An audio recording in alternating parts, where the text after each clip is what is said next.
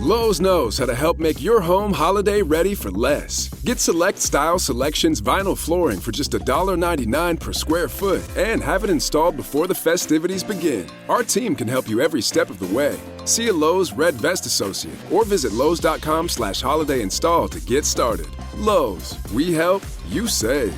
Basic install only. Date restrictions apply. Subject to availability. Installed by independent contractors. See associate for details. Contiguous U.S. only.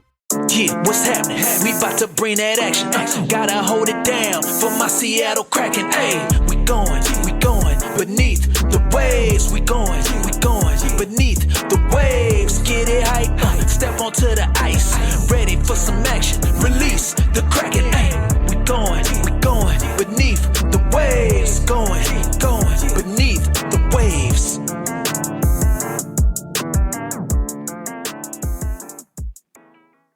What is up, everyone, and welcome in to the Beneath the Waves podcast, your weekly recap of all things Seattle hockey and beyond. I am Matt, this is episode 38, and I am flying solo this week, but I do still have a pretty loaded pod for you today. I'll give a quick rundown of recent Kraken news, including some things out of training camp, and then we're going to be joined by a couple special guests who are going to talk about some of the newest Kraken additions to this roster. So here's a quick rundown of your recent Kraken news. I'll try to keep it quick and not be too verbose about all the things that are happening in the Kraken world, but the Kraken players are suited up in their gear for training camp, which started last week. Based on reports, the first days of camp have been full of lots of intensity, with new head coach Lane Lambert being very involved and hands-on with the drills. In a tweet from Sound of Hockey, the message from Coach Lambert early on has been about detail and hard work in the defensive zone to get back onto offense. Lambert also laid out how his coaching staff will be set up for this year. Aaron Schneekloth, with the help of Lambert, will work on defense and penalty kill. Chris Taylor will work on offense and power play. Jess Campbell will focus on a development role and work on faceoffs. And Justin Ray will be with player development. One interesting remark from GM Jason Botterill after day one of camp was that the team is considering carrying 3 goalies this season due to the condensed schedule and how hectic it's going to be, but that'll all depend on how training camp plays out. We also had some unfortunate injury news to start training camp for the Kraken. First, the Coachella Valley Firebirds captain Max McCormick was announced to be ruled out indefinitely with a hip injury. Captain Max only played in 19 games last season, so we hope that he's able to bounce back and get back to playing form. Leighton Rhodes is expected to be out for 2 months with an upper body injury. Nathan Villeneuve is out with a lower body injury and will miss the preseason. Veteran player Jared McCann is listed as day-to-day with a lower body injury. Newly acquired Kraken player Ryan Lindgren took a puck to the face and is being evaluated, but he should be okay, and based on what I've read, this is pretty par for the course for Ryan Lindgren. And lastly, Brandon Montour was also revealed to be on the injured list following a removal of a bursa from his ankle. For those who are medically unaware like myself and had to do a little Googling, a bursa is a sac of fluid that is in your body to reduce friction in your joints. So there is your anatomy trivia fact of the week that you can go and spread around the water cooler, that you know now what a bursa is. Fortunately for Kraken fans, however, he is expected to only be out 2 weeks and should be in the lineup for opening night. There are some pictures of him on crutches at KCI during training camp, taking in all the action and still cheering the guys on, which we love to see. Believe it or not, Kraken hockey is technically back, as we have already logged the first preseason game of the season as they faced off against the Vancouver Canucks on Sunday night and came away with the 5-3 victory at home. This game was pretty exciting. I had it on the couch, taking it in. It was so great to have Kraken hockey back in my life. The Kraken goals came courtesy of Edward Chalet opening things up. Yanni Newman had our second goal, followed by Jaden Schwartz, and then we had Yanni again with his second goal of the night, and the final goal came courtesy of John Hayden. Joy Decord played the first 40 minutes as goalie, and Nicholas Coco swapped in to close out the final third period. We had amazing showings out of Yanni Newman, who had 2 goals, as I mentioned before, one of them just being an amazing one-timer. Can't wait to hopefully see more of those hit the highlight reel this season, as well as Vince Dunn, who logged 3 assists. Personally, my player of the game had to be a BTW favorite, Grizzly John Hayden, as we have come to call him after the Bear incident this offseason. The forward opened the game by taking a huge list of penalties after standing up for Shane Wright. These included, get your checklist out here, a 2-minute minor for cross-checking, a 2-minute minor for instigating, a 5-minute major for fighting, and a 10-minute misconduct. So he racked up quite the penalty list there. It certainly seemed to get the crowd fired up, and he erased all harm away from that penalty with the goal that he scored. I was really happy to see Oscar Fisker Mulgaard, OFM, get his name onto the score sheet with an assist to John Hayden on that goal. And I will say, I was really hoping that we'd see Berkeley Catton make his presence more felt, but that just wasn't the case in this game. In the day following the game, we learned that Alexis Bernier, Jakob Fibiger, Blake Fiddler, Julius Miettinen, Jake O'Brien, and Will Reynolds were all assigned to the respective junior clubs. That leaves Nathan Villeneuve still with the team. As I mentioned before, he was injured during training camp, so we'll see what happens with him there. And that means Berkeley Catton is still in the running to make the opening night roster, and we can hopefully see him make a bigger impact in the next game. Speaking of the next games, the team does have 3 more games this week as they play Calgary, Edmonton, and Vancouver on Tuesday, Wednesday, and Friday, respectively. We'll be sure to give you a rundown of those games next week and how they all played out. And that's all that I have for you with Kraken news this week, but we do have a lot on the horizon with all those games coming up, as well as training camp still underway. But let's dive into our main segment for this week. This week, we're going to be taking a look at 2 new players on the Kraken roster, defenseman Ryan Lindgren and forward Mason Marchment. As I've mentioned a few times on the pod, since we've started, I consider myself the more green member of the BTW crew, having just jumped on board with the Kraken when the team branding was first revealed, and not really being into hockey too much prior to that. But in recent seasons, I have been making effort to take a much deeper dive on this team. With this, though, I am not too familiar with people outside the organization, so I decided to bring on a pair of friends today who have spent a little more time watching these 2 players play on their previous team. To kick things off, here's my chat with Colorado Avalanche reporter Bailey Curtis as I learn more about our newest defender. I am now joined on the BTW podcast by a very special guest. She is a Colorado Avalanche beat writer and reporter for the Hockey News and is the host of the Avalanche Warning podcast on the Hockey Podcast Network. Please join me, BTW fam, in clapping at your car stereo or AirPods or cubicle, wherever you may be, for my special guest today, Bailey Curtis. Bailey, thanks for coming by. How are things going? Pretty good. Things are finally starting to get a little bit more exciting here in Avalanche land after a very slow summer. Training camp kicking off today, or I guess as of recording on Thursday, I'm not sure when this is dropping, but yeah, things are finally starting to ramp up. Hockey's, within reach. Mm-hmm. You can taste it. It's right there. It's right there. How are you? I'm doing all right. As we were talking kind of before we started up here, I'm sitting in the middle of nowhere, Canada, following my Seattle Kraken from afar, just taking in all the slew and onslaught of injury reports that we've had after the first day, so that's no fun. But oh no. Yeah, it's we're gonna fingers crossed that everything turns out okay on the other side. Before we get into chatting about one of our newest Kraken that joined the team this offseason by way of Colorado, I'd love to know a little more about your hockey journey. Like, have you always been a hockey fan? Have the Avs always been your team? What's kind of led you to this point in your hockey journey? Yeah, so I actually grew up for the first 18 years of my life in Raleigh, North Carolina, or at least in the outskirts of Raleigh. Grew up in Clayton, and because of that, actually grew up a Carolina Hurricanes fan. And I say grow up, or I guess I use that term very loosely. I actually didn't become a hockey fan until I was about 10, 11 years old. Found the sport of hockey through soccer when I started getting interested in the goaltender position when they started introducing it at my age level.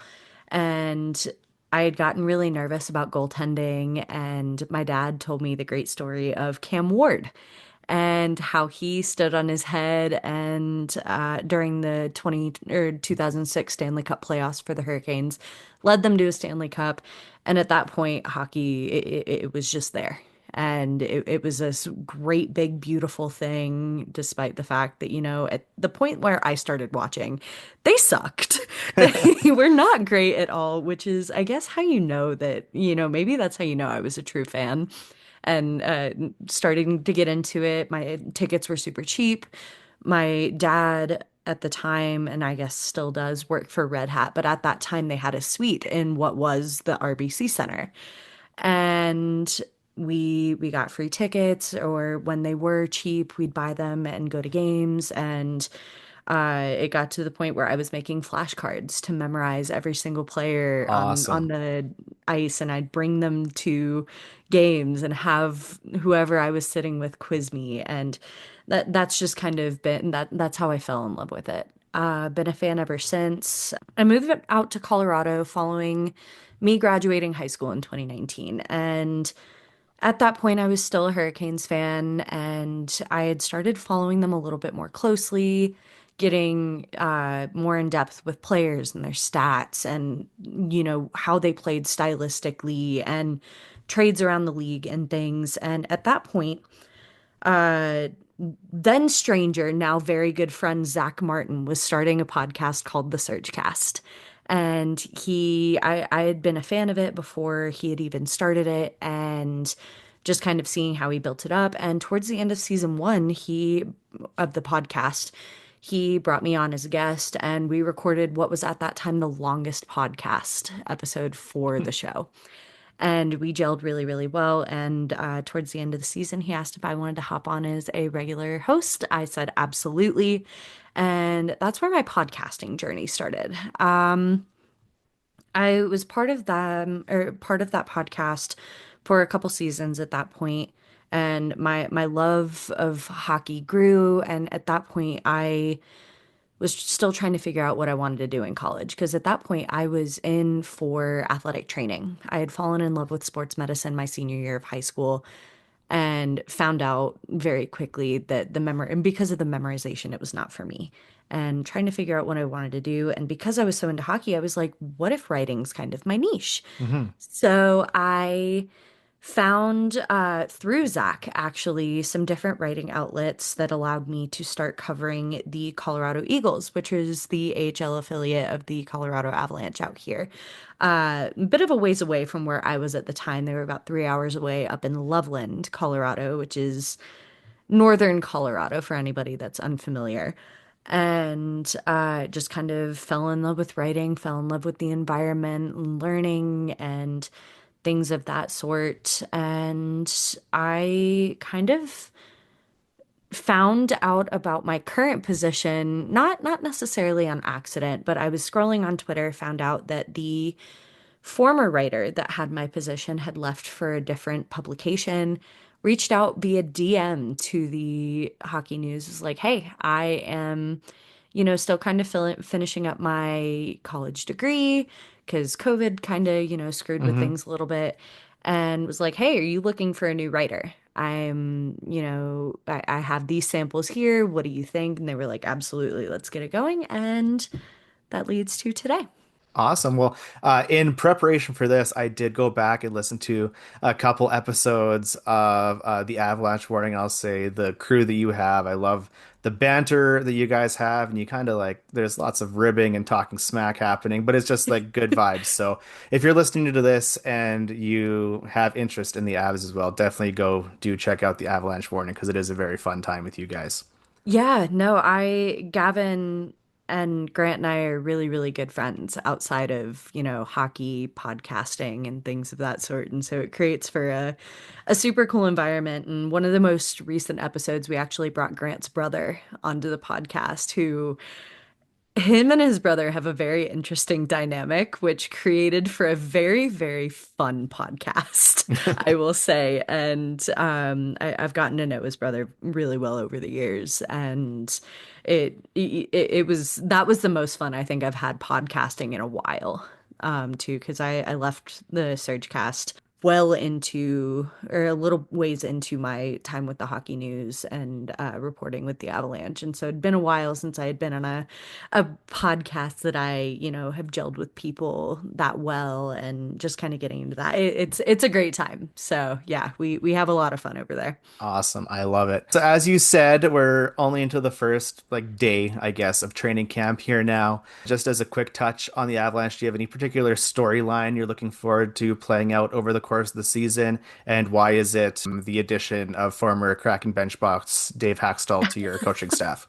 That's actually a bigger storyline than you may kind of joke about, funnily enough. Jared Bednar actually talked about that at Media Day yesterday, in that Dave Haxtell will be leading the Avalanche power play this upcoming season, which has been something that kind of struggled last season. And it was definitely a big storyline coming out of the early elimination of the Avalanche in last year's playoffs. The power play was I will say a game changer in that series against Dallas, and something that they started realizing once the elimination happened that they needed to have bigger conversations about. The firing of Ray Bennett came about, and I'm really excited about Dave Haxtell and what he can bring. Now, I will make everybody aware they have actually not met.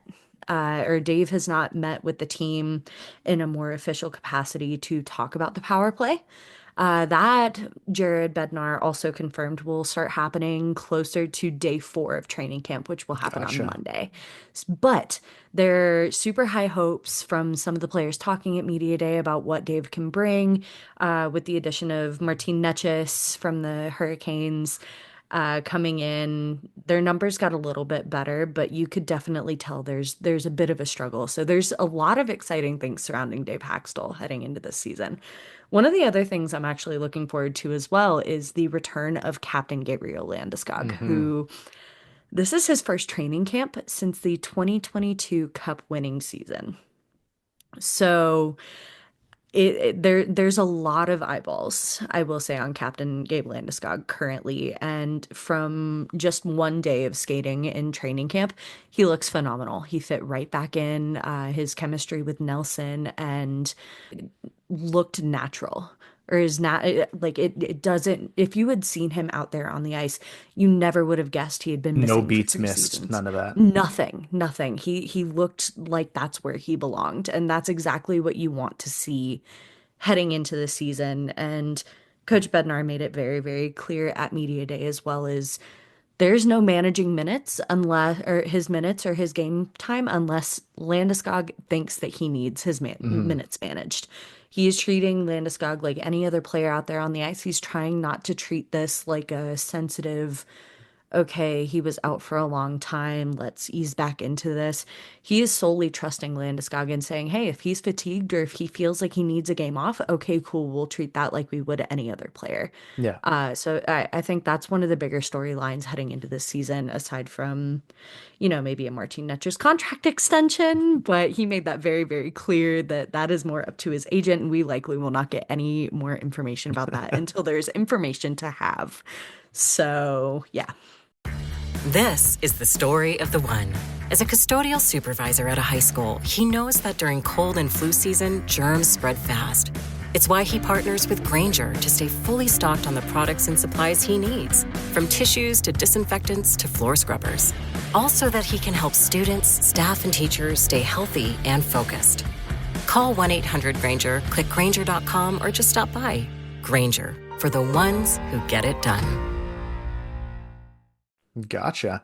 All right. So, as much as I would like to spend our conversation tonight doing like a game by game recap of the Hmm. 2023 Stanley Cup playoffs first round series, or ask you about how it feels with having Cale Makar booed relentlessly anytime he touches the puck with the Kraken, or just regale you with a tale of how Nathan MacKinnon is responsible for one of my favorite Kraken highlights of all time, that is not why we are here today.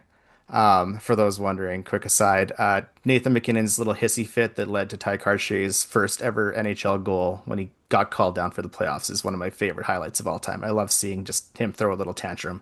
Anyway, we are talking about a free agent frenzy day when Seattle Kraken GM Jason Botterill signed Ryan Lindgren to a 4-year deal with an AV of $4.5 million. Quick tail of the tape on Lindgren. The 27-year-old from Minnesota was drafted 49th overall by the Bruins before playing 7 seasons with New York.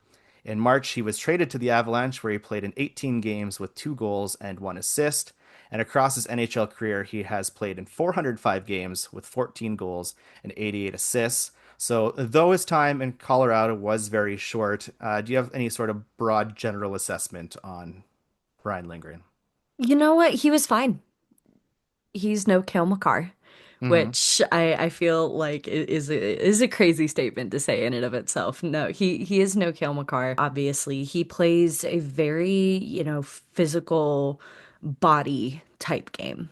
And I want to make it very clear to Kraken fans that if you are going in looking for a scoring defenseman, you are not going to get that out of Ryan Lindgren.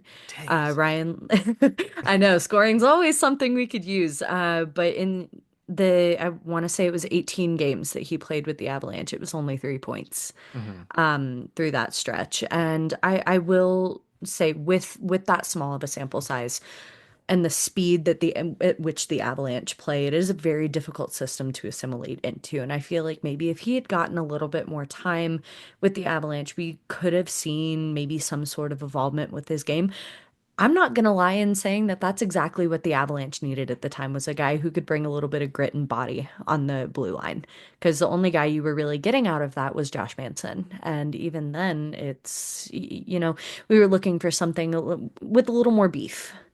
I will say on the blue line. And so that I think is what you'll be getting out of Ryan Lindgren heading into this upcoming season.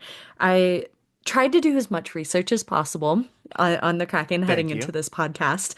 And I want to say, based on Daily Faceoff, as I was looking at it, looks as though he's going to be paired with Riker Evans on that third pair with the Kraken, which it is basically what he was used to playing with the Avalanche was third pair minutes. And so that's basically my broad assessment is going into this, expect a guy who is going to add a little bit of grit to your blue line. He's going to throw the body. He's maybe somebody who can get caught out of position every so often because of that, but he really is going to add a grit that I think a lot of teams value back on the blue line. All right, I like that. We on a recent episode, we took a look at The Athletic had an article talking about contract assessments for all the Hmm. teams, and the writer Dom gave Lindgren's freshly inked contract a rating of D plus, and we're like, man, we're already giving this guy's contract a D plus when he hasn't played a single game in the navy blue. You talk about grit and all that kind of stuff. Do you think like should we instantly dread this new player on our roster and think that this was just poor spending on J Bots's part, or should we get excited about this guy or fall somewhere in the middle of that spectrum? You know, I feel like the middle is probably a good place to hang, as safe as that feels. The Kraken I are as middle as you can get. You're right. And so that I wouldn't necessarily say it's a bad contract. And I think for the kind of player that Ryan Lindgren is, and I'm sitting here kind of looking at this is a very similar contract, with a little bit more term as to what he signed last year. I mean, 4.5 million. I wouldn't say as though that's pricey because you're looking at guys, being the Hurricanes fan that I was for so long, Dmitry Orlov, who commanded an absurd amount of money and then did virtually nothing for the Carolina Hurricanes. So I look at this and I'm like, you know what? I don't mind it at all for the Kraken. I think this is a contract for a guy who is very unknown, and you sign him really not knowing exactly what you're going to get out of him just because of, the change that came out of last season, him being traded and going to wildly different systems. And I don't think it's D plus. I would say is maybe a little harsh. I wouldn't say this is exactly a failing grade. It's not exactly passing with flying colors though either. Mhm. 4 years is a lot of time to sit there and prove that you're worth a $4.5 million contract. We'll cross our fingers and hope that it pays off. We always hope that like those moves just awaken something in Hmm. somebody and they can start popping off. Like we had Capo Caco come over midway through last season and he brought a bunch of people's performance up with him. So maybe Hmm. something will click up in the Pacific Northwest being at sea level versus a mile high and we'll get something out of him. And that's kind of what I'm hoping for him too, is now that because the last contract he signed was a 1 year contract. I'm hoping with him going into this demanding a little bit of term that he kind of has this drive to sit there and say, okay, what can I do to shape my game and make this better? He's coming from two teams with very good defensemen, both in Cale Makar and Adam Fox. So there's a lot of talent to learn from heading into a Seattle Kraken team that's only really looking to get better. Yeah, so that kind of goes to the last thing I wanted to talk about here is there's no denying that Colorado has like one of, if not the strongest decors in the NHL. You talked about this in one of your more recent episodes with Cale Makar and Devon Taves. The Kraken definitely nowhere close to that level. I think in a stat that I saw, we had like 10th most goals allowed last season, and we now have like the second most expensive decor in the NHL. So something's not correlating there. But with that being said, surely there must be like some sort of rub, if even like only there for the 18 games last season, that he could maybe pick up. Do you think there's anything that could maybe translate over from that Colorado Avalanche system to his time here in the Kraken? I think there's definitely something to be said when you're playing with one of the best tandems in the National Hockey League. And I say that with the least amount of bias possible for somebody as a Colorado Avalanche beat reporter. And I also say that knowing that Cale Makar and Ryan Lindgren play two very different styles of defensive hockey. And despite all of that, I think when you play in a system that has a Cale Makar, that has a Devon Taves, even, kind of giving my flowers to Josh Manson, who I think plays more similarly to Ryan Lindgren than anybody else on that team. There is something to take away. Throughout his time in Colorado, which as we've already mentioned, is a very, very small sample size. You could kind of tell towards the beginning he's caught a little bit more out of position. He has no idea what's going on, still kind of trying to find his footing. And though it wasn't perfect going through playoffs, I will say that defensively he did look a little more sound. And there's something to be said about that with playing with Cale Makar and learning where to be positionally and how to translate that down the roster. So while I don't think we're going to see a wildly different Ryan Lindgren on the Kraken as he was, playing in Colorado, playing with the Rangers, for when he did, I do think with enough time, you're seeing maybe a more defensively sound Ryan Mhm. Lindgren. At least that's the hope, Yeah. right? We're gonna hope in Um, these next 2 weeks of training camp that things start to click and yeah. he connects his XYZ, all that kind of stuff. Right. So, absolutely. Like I will sit here and say there's never a bad thing to come out of, playing with a generational talent like Cale Makar. And I know some Kraken fans are probably cringing at me saying that with some of the hatred that rolls around There's that like fan a base, very but faint booze in the distance anytime you say I his know I name. can basically hear them, but there is no shying away from the fact that as much as you may dislike the man, that he is an incredible talent, and there's only you can only learn Hmm. next to a guy like that and grow and get better. Absolutely. Well, I hope, like I said, those things do click and he's able to find his stride here Mhm. in Seattle. Uh, Bailey, just hugest thank you for taking time out of your evening and coming and chatting and sharing your insights on our newest addition to this team. The Kraken and Avalanche meet up twice this season, so I am very much looking forward to some friendly trash talk throughout the season as we get to Absolutely. those games. Maybe we can set up some sort of like inter-pod wager, something between us and you guys. I don't know. We'll get a Oh, little. I'm looking forward to it. Oh, perfect. Absolutely. Okay, I got a new item to put up on my corkboard off to the side here. Start brainstorming. I love it. For those who are interested in checking out more from you as a newly established friend of the pod, where could they find some of your work online? Yeah, so if you're wanting to find most of my work, I am very, very active over on X at Bailey Curtis, and that is Bailey with two Y's. There you can find a link tree in my bio leading to my articles, to my podcast, The Avalanche Warning. We are on Twitter, though not as active at Abs Warning Pod, though I will go ahead and tease. We do have a new episode coming out this week covering the first day of training camp, media day, the rookie showcase that happened over this past weekend, and all that good stuff. So, yeah. Awesome. Definitely go do give them a listen. Like I said, they are a very fun time. And if you like our shenanigans over here at BTW, you'll definitely get a laugh or two out of theirs for sure. Bailey, thank you again. Hope to talk to you again soon. And go Kraken when we face off against you guys. I can't say the same, but looking forward to chatting with you down the line.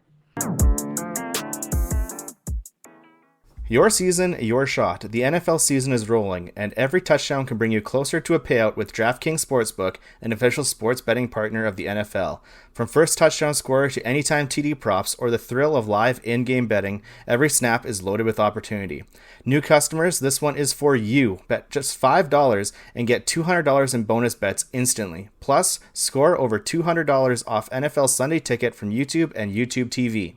Download the DraftKings Sportsbook app and use code THPN. That's code THPN to get $200 in bonus bets instantly when you place your first $5 bet.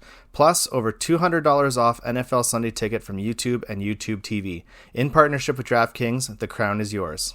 Gambling problem? Call 1-800-GAMBLER. In New York, call 877-8-HOPE-NY or text HOPE-NY 467-369. In Connecticut, help is available for problem gambling. Call 888-789-7777 or visit ccpg.org. Please play responsibly. On behalf of Boot Hill Casino and Resort in Kansas, fees may apply in Illinois. 21 and over. Age and eligibility varies by jurisdiction. Void in Ontario. Bonus bets expire 7 days after issuance. See sportsbook.draftkings.com/promos. NFL Sunday Ticket offer for new subscribers only and auto renews until canceled. Digital games and commercial use excluded. Restrictions apply. Additional NFL Sunday Ticket terms at youtube.com/go/NFL Sunday Ticket/terms. Limited time offer. Once again, I want to give a huge thank you to Bailey for hanging out with me to chat about Ryan Lindgren and what he might just bring to this team. And now we are going to shift gears to talk about our other new addition this season, forward Mason Marchment with Jess Amato of the Hockey Writers. And I am here with another special guest, BTW fam. She is a writer for the Hockey Writers covering the Seattle Kraken and New Jersey Devils, as well as the PWHL, and it formerly covered the Dallas Stars for Offside News. Please join me in once again clapping at your car stereos or snapping into your AirPods for Jess Amato and welcome her beneath the waves. Hey, Jess. Hello, how you doing? Pretty good. Welcome in. We are going to talk about Mason Marchment, but before we get there, I always like finding out about the friends of the show, a little bit about your hockey background. So I know you're based out on the East Coast, but the team you cheer for is out in Seattle. So how did that cross-country fandom come about? Basically, growing up, I hated sports. I'll be honest, I hated sports. I grew up in a football house. I know you love football, but I can't do it. And basically, when the team was starting out, it was the year I graduated college, so my sleep schedule was still screwed up. You know, it still is now, but nothing has changed in 5 years. And I saw that the team was starting out, and I was like, dang, it would be cool to get into hockey because my mom's an Islanders fan, my dad's a Rangers fan, so there was no way of finding No picking a side there? No. And so I was like, you know what? I'm just going to follow Seattle. Let's see how this goes. And I just fell in love with the team, the sport, everything. Awesome. So as I mentioned at the top, you used to cover the Dallas Stars for Offside News. So I thought you would be just absolutely perfect to come in and chat about one of our new additions, Mason Marchment, who is also, as it turns out, one of your favorite players. Just as a quick tale of the tape, the 30-year-old winger went undrafted before earning opportunities to play in Toronto, Florida, and Dallas. In his NHL career, he has played in 302 games with 76 goals and 113 assists. And 22 goals and 25 of those assists came last year. The Kraken scooped up who is known favorably as Mush in June in a trade that sent a 2025 fourth-round pick at a 2026. Out of my peripherals, I see her flaunting her BTW shop Mush shirt that she has, which we'll talk about later, and as well as a 2026 third-round pick. He will be an unrestricted free agent at the end of this season. With all that into consideration in a broad scope, what is there to know about Mason Marchment? Yeah, I mean, you just said that he puts up a lot of points, which is great because as we know that with the Kraken, they're kind of lacking in the scoring department. So bringing him in, it feels like it's going to be a great benefit. He's probably going to be third or fourth line. So adding depth to that bottom six is going to be huge. Like you said, at the end, he's going to be a restricted free agent. So this is probably going to be a trial run for him, see how he meshes with the team. Maybe he could get another contract at the end, but at the end, it's still so early to say that. But at the end of the day, I think he's going to be a great addition to the team overall. Very cool. So a few weeks ago, I posted in the Dallas Stars subreddit asking what I need to know about Mush, and the responses were either his eyes are dreamy or he lives in the penalty box. So I'm glad to hear that there's maybe a little more than that. In regards to his impending debut with the Kraken, what do you hope he brings to this team, or conversely, what do you hope that this team provides to him? Okay, his eyes are kind of dreamy. I'm not gonna lie. And that Kraken blue is really just gonna bring out them out even more. So that's gonna be great to see. But he does kind of live in the penalty box. He is kind of a chippier player. He's not afraid to get into a fight. And that's going to really be beneficial to the Kraken because they don't really have a bruiser type player. Sure, they have Jamie Alexiak, but he's kind of taken a step back. Yeah, I see you shaking your head. No. Yeah, he's not really that kind of bruiser that you want. But Marchment could potentially add that level to it. Of course, it's hockey. There's going to be fights. It's not all about the fights, don't get me wrong. But, sometimes you need someone who's going to go after your player who just got slammed into the boards, and Marchment is not afraid to be that player. And as we saw in the kind of promo pictures they put out of them laying on the fish and all that, he was cozying up to fellow dreamy-eyed player John Hayden, who we saw in yesterday's preseason game, rack up a few penalty minutes. So that might be a pretty dynamic duo I'm looking forward to. A little like Bash Brothers kind of situation, maybe. It'll be interesting. I mean, he got the instigator penalty last night. That was kind of funny to see in a preseason game. So as we just said there, we have been through one Kraken preseason game at this point when they beat the Canucks 5-3 last night at the time of us recording this. Maybe it could be just based on that game or how the offseason looked. How do you think the season's going to look? What's your assessment? Kind of what are you hopeful out of year 5 of Ron Francis's 5-year plan?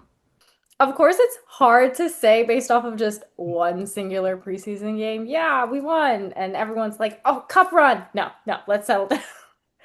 We haven't seen all the players healthy. We haven't seen some of the vets, Jared McCann is still out on injury. Brendan Montour is out on injury. We haven't seen Marchment because he was scratched last game. But honestly, the rookies that we have, the meshing with the veterans, it was great to see. I mean, Newman recorded 2 goals in the second period. That was incredible. And then Fiddler's assist on Chalet's goal in the first period.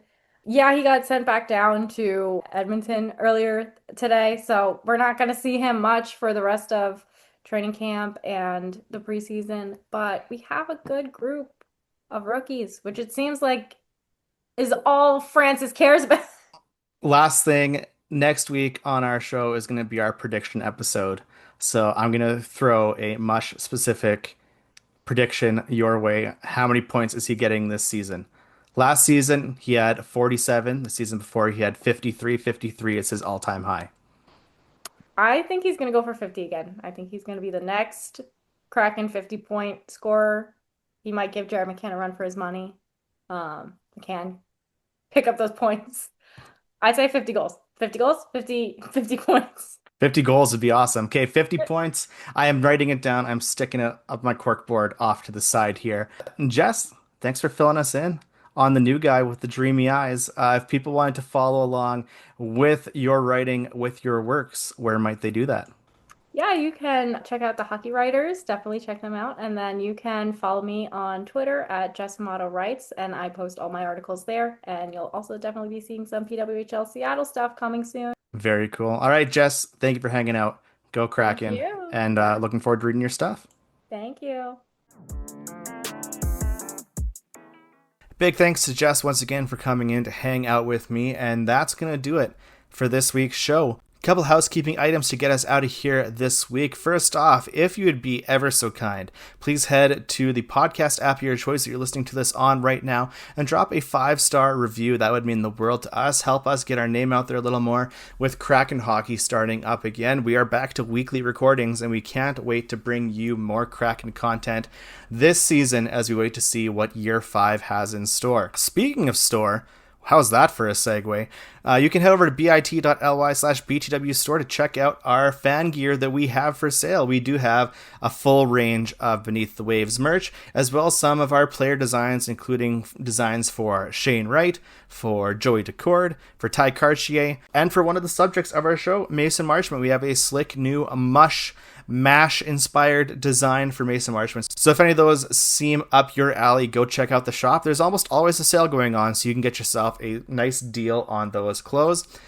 Make sure you go back and check out last week's episode as Heather chatted with Leah Cups of Seattle Sled Hockey. Great talk there. And as well, check the link in our show notes to check out Heather's articles for the hockey news covering PWHL Seattle. You don't want to miss those stories she's been putting out. And as I mentioned before, we are back to weekly content, and next week is going to be our time capsule prediction show. So make sure you check out our socials to give your takes on some of the predictions we're going to be having. You can follow us everywhere: Twitter, TikTok, Instagram, Facebook, wherever you think there's a social network, we are probably there. And it is at BTWSEA. Once again, that is at BTWSEA. Keep your eyes peeled there for some of the prediction prompts that we have coming up, as well as our Kraken countdown. As of my time recording this today, we are on day 17, so we are Jaden Schwartz days away from the start of regular season Kraken hockey. And like I said numerous times, I am pumped. I can't wait to get back into it, and I can't wait for you to come along on this ride with us. So once again, I'm Matt. Thank you for hanging out with me this evening, or whenever it is you happen to be listening to this.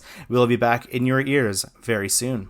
We're going beneath the waves. Going beneath the waves.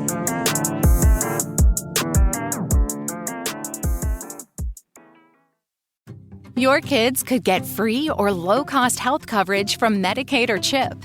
Even if you've applied before, they may be eligible now. Kids up to age 19 are covered for checkups, vaccines, dentist visits, hospital care, and more. And if they already have Medicaid or CHIP, remember to renew every year. Visit insurekidsnow.gov or call 877-KIDS-NOW. Paid for by the U.S. Department of Health and Human Services.